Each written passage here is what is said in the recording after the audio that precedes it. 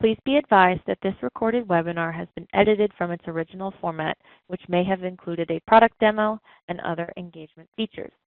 To set up a live demo, please complete the form above on our website. If you currently are not on our website and are watching this on our YouTube channel, there's a link to the website in the description of this video. Thank you. Hello, everyone, and welcome to today's webinar, Corporate Practice Perspectives Series, Corporate Dissolutions and Withdrawals. My name's Annie Tripolletti. I will be your moderator kicking things off today. So, joining us today are Helena Ledic and Jennifer Weeks. Jen is a corporate filing specialist based in CSC's Wilmington, Delaware office, and Helena is an associate general counsel for CSC in Chicago. So with that, I would like to welcome Jen and Helena. Hi, everybody. This is Helena here. Jen? Hi, it's nice to be here. Thank you for having me. Thanks so much, everybody, to the audience. All right, so let's talk today about our dissolutions and withdrawals and what we're going to cover. So we're going to get into the topic, of course, dissolution, and then we're going to cover withdrawals. But then we're going to go into some intricacies over here. We're going to talk about some of the states that have got more challenging tax clearance procedures.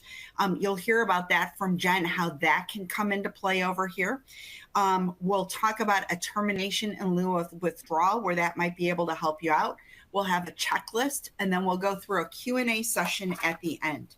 So with that, let's talk a little bit about CSC.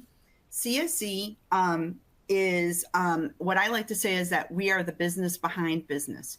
And what we do is we provide those business administrative and compliance solutions, and we do these for our customers worldwide.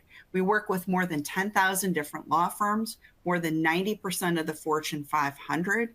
We're located on 5 different continents in more than 130 different jurisdictions. So we're always there to help you with your compliance needs. We can help you out with digital brand solutions, tax needs, corporate entities, all of that we're able to help you with. And you can see is that we have this infographic over here.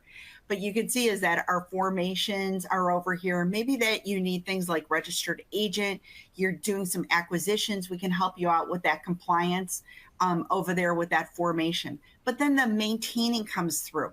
And that is, like Jen mentioned, the annual reports. Maybe sometimes people are losing track of that, helping out with things like doing good standings, DBAs like that. And then as you're expanding, again, more acquisitions, qualifications going into foreign states beyond your home domestic state, having to get evidence of things, business licenses, and so on. And then a lot of what we're going to be talking about today is that dissolution process over here through the withdrawals, the actual dissolutions, all of that. So we'll be covering that today. So with that, let's get started over here with the dissolutions. And then I think I'm going to be kicking this over to Jen. Absolutely. Thank you, Helena. So there's 2 types of dissolution. You have voluntary dissolution and involuntary. So we'll take a look first at voluntary.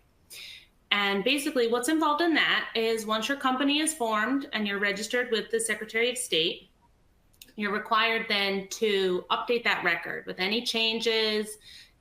Say you had a name change in your domestic state, you want to keep on top of that. And then eventually when you're ready to shut down the entity, that you're voluntarily deciding we're going to cease doing business.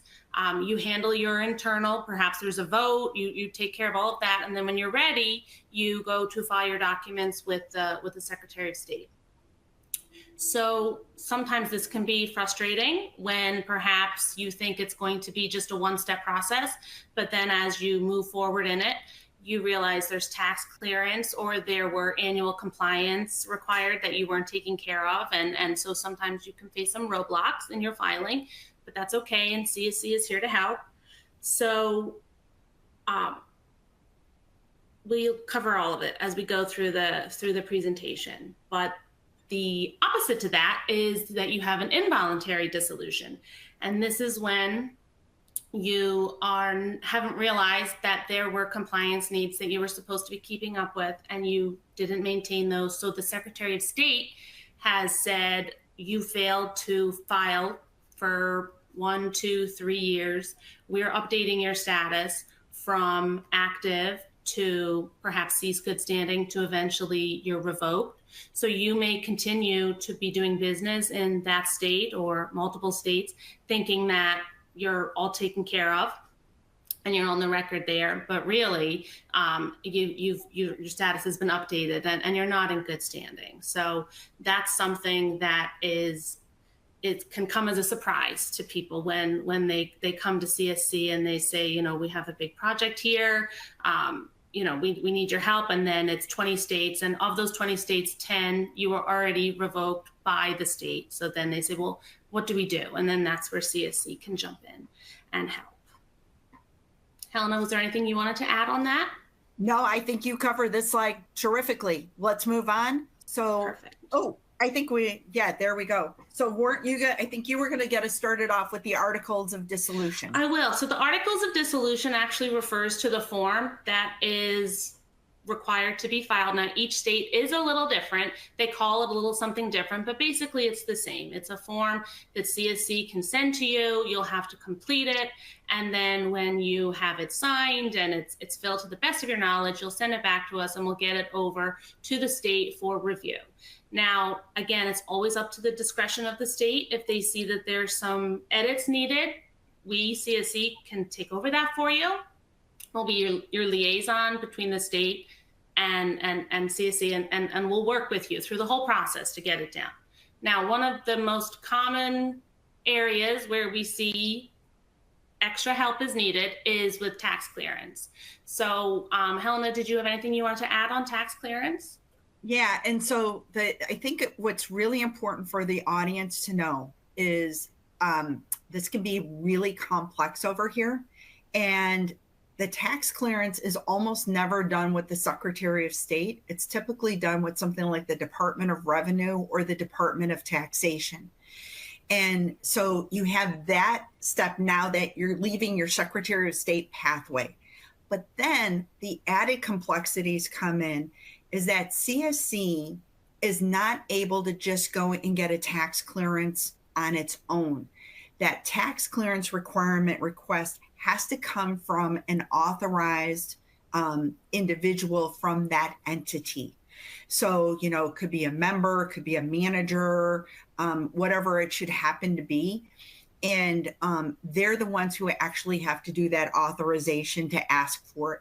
So you have that extra layer that goes in there. And then a lot of states don't require them for LLCs, but once in a while they do. So that's really important to know. And Jen, you had a really, really good example. When we were doing this prep work, you were telling me about something that happened with someone with Alabama. Why don't you give the audience that example of how that worked its way through the system? I did, yeah. So I had a client come to CSC and they said that they were shutting down their business and it was multiple states. And they said it was LLC. So I'm thinking, okay, it's mostly simple. Most of the states don't require tax clearance for LLCs. This should be a breeze. But then, of course, we get to the state of Alabama and we submit their withdrawal paperwork. I have it. We submit to the Department of Revenue for the tax clearance. There was technically two Alabama entities. One was smooth sailing, no problem. We got the certificate of compliance and that one was handled quickly, painlessly. But with one of the entities, come to find out that they hadn't been filing all of their returns with the Department of Revenue. So that compliance certificate was not able to be issued. And then unfortunately, I was unable to follow up on it with the Department of Revenue because it's such private information that I was able to give them, I think, a direct phone number to the Department of Revenue, an email address, something so that they could follow up on their own. And I had to say to them, someone from the entity that's authorized needs to clear this. And then once you have this cleared, you can come back to me and I can resubmit for the compliance. Now, luckily, they were like a tax company, so they were familiar with tax processes and returns and things. So they were able to clear that relatively quickly, and then we got it taken care of, no problem. But sometimes it doesn't always go the happy path, but that's where, I think we're at our best. I love that, the happy path. Okay. All right. So Jen, take us now through, Delaware dissolutions, because so much of our audience does Delaware work. Take us through this. Absolutely. I'll just add in that Delaware is my absolute favorite. I'm a little biased because I'm in Delaware, but still, I love Delaware dissolutions, especially with the LLC and the LP. It's pretty simple to get it taken care of. The form is very simple. The only issue then becomes with when you are dissolving at the time of dissolution, all of the taxes are due to Delaware. For LLCs and LPs, it's just a payment. As long as the entity has been keeping up with those payments, there shouldn't be any issues. It's always due June 1st.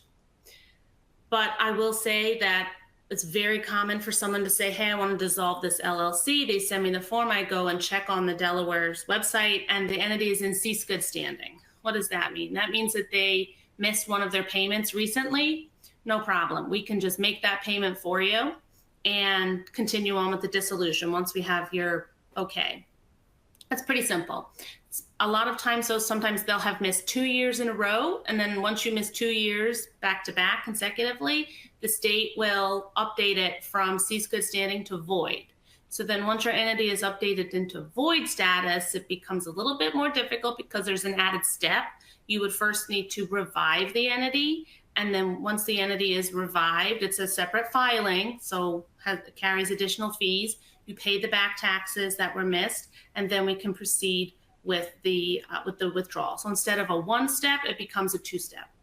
And then for corporations, this is very common. We see corporations all day. There is an actual filing involved with a Delaware corporation. They file an annual report. Annually, it's due March 1st.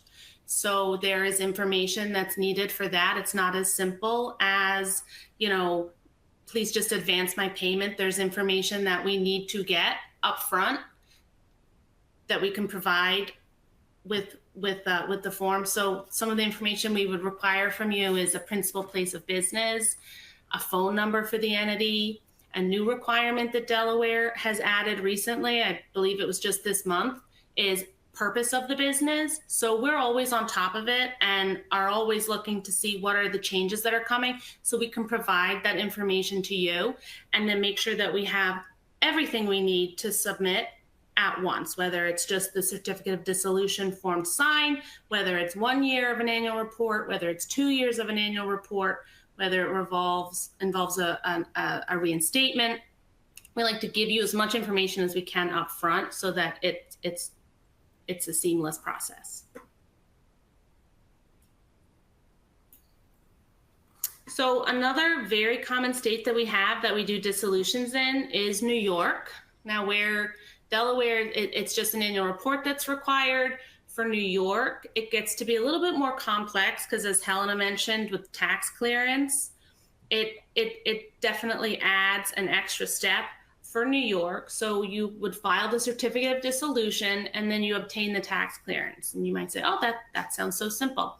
It's not, especially when it comes to New York, because the entity must be in good standing and up to date on all of its returns. And CSC really doesn't have a way of seeing that because as Helena said, when it's with the Department of Finance, we don't have insight into their systems or what the entity may have filed or not filed. So, you would want to be keeping excellent record of that. And then, of course, we can apply for it. But, if it comes back that there's an issue, we can work through that with you. But I would say New York is definitely one of the more challenging states for corporations. For LLCs and LPs, it's a bit easier. There's no tax clearance required. So once you have decided that the business is ceasing and you contact CSC, we can help you work through that. And then there shouldn't be any roadblocks with that. All right. So that's sorry, go ahead. I was going to say, we covered the dissolutions for the big states, the big home domestic states.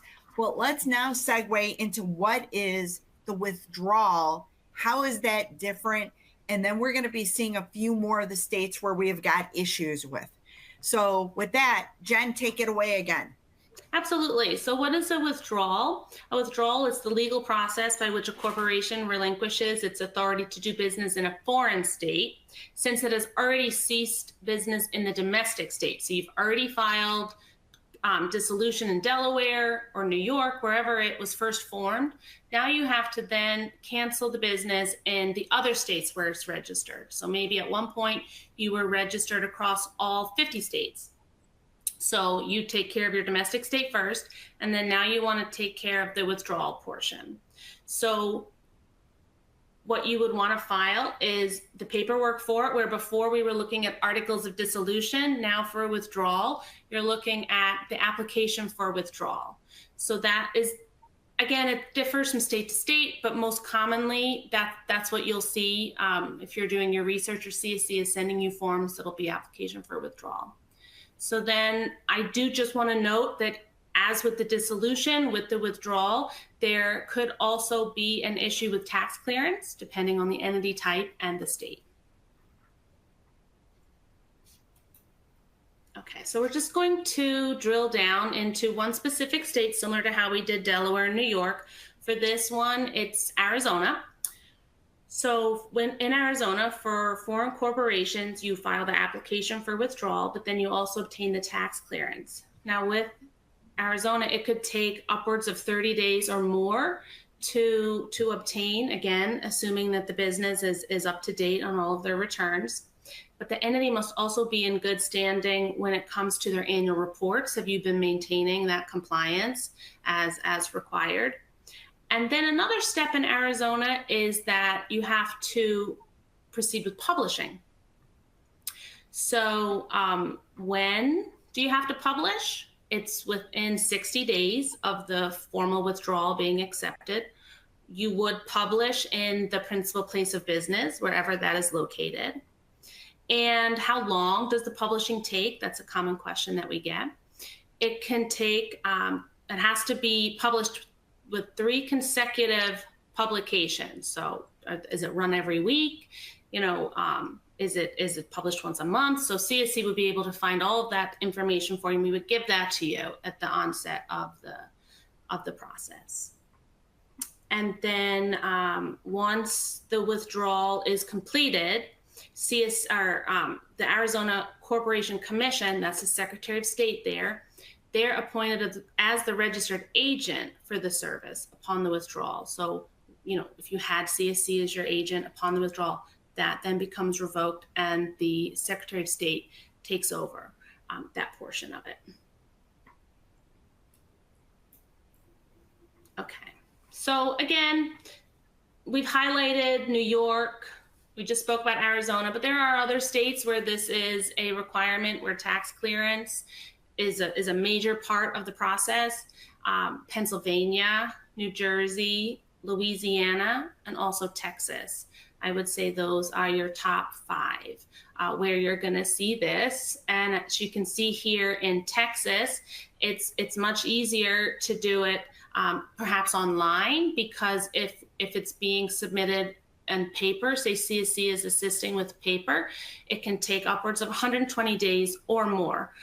So sometimes, you know, we suggest what the best path forward is, and then, you know, and then you make the decision there at the end, what would work best.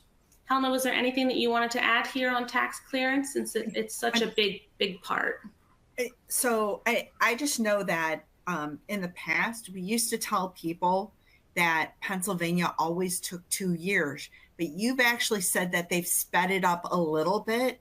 Why don't, for the people who worry about Pennsylvania, what's the right time frame nowadays? I will. I have said that. And also back in the day when I first started, Pennsylvania required originals. So we would need to have that application for tax clearance mailed into us, into our office. So, you know, that would add to it. And then they said it would take up to 2 years. But I really think recently they have gotten better. And I would say it's closer to a year, you know, which is still a long time. Again, it's a long time. But it's better. And again, that's assuming everything is in order. You know, if we go to submit it and they're reviewing it, and then it comes back with issues, you know, we weren't able to get it because the company has outstanding items that they need to take care of, then, you would have to submit it again. So these are all excellent points. And again, to reinforce for the audience again, generally the tax clearance has to go through the Department of Revenue, Department of Taxation, something like that. It's typically not done with the Secretary of State. And so the processes are different. And again, you have to get that authorization coming from an appropriate person at that entity. It just can't be CSC signing the piece of paper and saying that they wanted to see the tax, to get a tax clearance. So that's just something for the audience, again, to reinforce that. Absolutely. Right. And also for Pennsylvania, technically it requires 2 tax clearances from 2 different departments. So that's a very good call out, Helena. All right. So then why don't you take us through, if the entity's not in good standing, what happens then, Jen? So, we jumped one. Yeah, we're too jumpy between the two of us. I love it. So take us through this now. What happens here? Absolutely. So we kind of touched on it a little bit earlier, where we mentioned entities needing to have annual compliance. Again, it varies state to state. Some, like in Delaware, it's just a payment for an LLC, but for corporations, it's an actual filing. So it's important that you are aware of those of those standards, and that you are taking care of them on a timely basis. So, because when you decide that you're winding everything down, the last thing you want is to hit hurdle after hurdle, where you come to find out whoever was appointed within the entity to manage the compliance notices were not taking care of it. And so I would say where CSC handles the annual notices, or you're part of entity management, we don't run into this as much. But where you might be thinking, let me submit for withdrawal, it's just a one-stop process. But then when we get digging down into it, we find out actually they haven't been filing the annual reports for the last 10 years. The entity is revoked, it's canceled with the state already, and then they say, well, what do we do now? And so a lot of times CSC, we can't advise, but we can give you all your options, and then you go from there. But I will say, again, sorry, we don't provide, I was going to say, we don't give that legal advice on how to do it, but we can advise you on what your different options are for which pathway you want to take. Absolutely. And I will say too, that although it's the most common that an entity is revoked or canceled by the Secretary of State due to not maintaining the compliance records, it's not the only way. I do also see where the entity is revoked because they failed to maintain the registered agent. So again, a lot of times when the registered agent might discontinue the service, it's due to non-payment, where you're keeping up with that portion of it, because it's important to maintain the registered agent so that you have an address where compliance notices, service of process, where all of that can be received and forwarded on, so that you're getting those notices in a timely manner. And then, you're going by what the state is saying, that you have to have a registered agent. And so, it doesn't get updated that it was canceled because that was failed to be maintained. And then I'll just run through the steps of how to reinstate here real quick. So you would want to determine the cause, because I will say we help to reinstate, and then someone will say, hey, we're not in good standing anymore. What happened? I can look, depending on the state, and see that sure, CSC helped you to reinstate back in 2023, but then after that reinstatement, you proceeded to not file the annual reports, so you're revoked again. So it's important that you determine the cause, and then you make the necessary corrections so that the entity doesn't then go back into being revoked. So, and then you would file the overdue reports. You pay any of the penalties that the state is assessing on that. You would submit the reinstatement forms, and then once it's active, it's been reinstated again, you can submit the withdrawal. So it just kind of adds an extra step to it. Okay, so our next slide is about registered agent and service of process. So dissolving or withdrawing from a state does not stop the legal obligations. And I would say this is one of the most common issues we have when we're reviewing forms ahead of submission. Is there's always a section that says what's an address for service of process after the withdrawal. And I would say most commonly the address listed is CSC's address. But because the entity is terminating, for most states, we wouldn't want CSC's address listed there because, you know, the agent revokes upon the filing. So typically we would go back and we would say, you know, in this section where it's requiring an address for service of process, that the state can send anything that they receive. It can't be CSC, it needs to be within the business. Now, it doesn't have to be in that state, it could be, you know, outside of the state, but I would say that's one of the most common we see where we need corrections. Helena, was there anything you wanted to add on that? No, and you know, just remember that every entity has to have that registered agent. And as Jen said, just because you're terminated or your withdrawal dissolved, you still need to keep that active going forward, making sure that you have that listed in there. And then I think what we were going to do is we were going to jump into the really interesting topic of the termination in lieu of a regular withdrawal. And this is the part where the expertise of someone of a company like CSC really comes in with this. So Jen, take us through this here. I really like this topic and this slide, honestly, because it makes me think all the time of Texas, where in Texas, you know, tax clearance can be such an issue. And the thing is that if you're withdrawing from Texas, but you've already canceled your entity in the home state, say of Delaware, what you can do is Texas will allow, if the entity has ceased doing business in the home state, that you can obtain a certificate reciting dissolution, and then you can submit that to the state of Texas in lieu of the withdrawal form, and it kind of circumvents that need for tax clearance. So where before you were looking at maybe if CSC was submitting it over, you know, the paper one where it takes months and months, upwards of a year, you know, you've kind of gotten around that, and you didn't even need to complete or fill a form. CSC was just able to obtain that document from you direct from Delaware and then submit it direct to Texas. And then there was no issues and you didn't even have to worry about it. So I would say that is another one where this is a good option in lieu of tax clearance is New York. You can also do it in New York. Now, the only thing I will say to note with the state of New York is they do require a backer.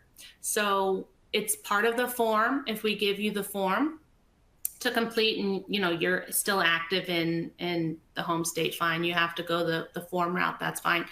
But if you did dissolve and we're going to obtain that certificate reciting from Delaware to file in New York, we just have to make sure that we're getting that backer from you. And all it is the name and address of someone in the entity that's authorizing the filing. So again, a lot of people would say, hey, can we just list CSC here? And for this particular case for New York, no, it has to be somebody within the entity. So we would work to get that for you. That's just one extra step that New York has, but it's still the same process where you're filing something from the home state and you don't need to file the actual form, and it could be a way around the tax clearance. Great. All right. Absolutely. So let's talk a little bit about checklists for terminating a business. And so the list that we have is not perfectly exhaustive. Okay. It's reflective of some of the different steps, but you know, of course your own situation is unique. But why don't you take us through these really quickly, Jen? Yes, I would say that for number one, filing a notice of the intent to dissolve, I don't see that too much. So it says if required. Number two, obtaining a tax clearance letter. That's very common. And I will say if a client comes to me and they say, I need your help, and they already have the tax clearance letter in hand for Alabama, for Texas, I give like a woohoo, you know, because I know we have what we need. Got the tax clearance letter, and then we can move right to step three, which is filing the articles of dissolution. And then after you do that, You have your withdrawal of the foreign states. Maybe it's just registered in one state. Maybe it's registered across all 50 states. So, depending on the size, the complexity. Then you would want to go ahead with canceling your permits and your business license. So I handle mostly with the Secretary of State portion of it. So that would be, numbers 2, 3, 4, but certainly CSC can assist with that as well. And then also canceling the assumed name certificates. Is the assumed name filed at the state level? Is it a county? So we can certainly help you with those requirements and laying it all out for you. And then number 7, filing the evidence of the dissolution or the merger, because it's not always a voluntary dissolution. Maybe you decided to merge the entity, but the steps should be pretty much the same. So our next slide that we've got coming up over here is we have a spreadsheet in some of the states that we've mentioned a few times here: New York, Delaware, Arizona, you've heard. And Jen put this together just for everybody to see as an example of if you were doing multiple states or different steps, the complexity that can be involved in this. And you can see is, where the fees come in, publication requirements and all that. So Jen, talk a little bit, because our time's kind of running out here, but can you talk just really briefly about how this impacts it for our customers? I can, absolutely. I'm a visual learner, so putting in a chart like this really helps me, when there's a lot of content. So absolutely. You can see that publication is it's pretty rare. And again, this is just a few states that we pull, but it is important that you're not skipping that step. If, you think you're doing 25 states and maybe only 2 of them are publishing, you don't want to then be hit with penalties on the back end if you don't take care of that. And Helena's absolutely right. The fees, California, it's 0. But if you're filing it over the counter, it's 15 versus, Delaware has minimum 245. So, it varies. So we like to pull all that information together for you and give it to you, in one place at one time, so that you have everything up front that you need to review to make your decisions. So what I do want to give a plug to CSC is every year we publish what we call internally the D-Boys Guide, the Doing Business Outside Your State Guide. And this talks about whether or not you actually have to do a foreign qualification, what some of the different things are that raise to that level. So this guide walks you through that. And I know that we're talking about the dissolutions and withdrawals, but it's still that really, really helpful step over there. And we always publish it. It's somewhere late June, early July. I always say it's around 4th of July. It's after all of the spring legislative sessions have met, and we update it with any changes that are out there, any statutory changes, and it's completely free to download. So you can see that's where that email address happens to be over there.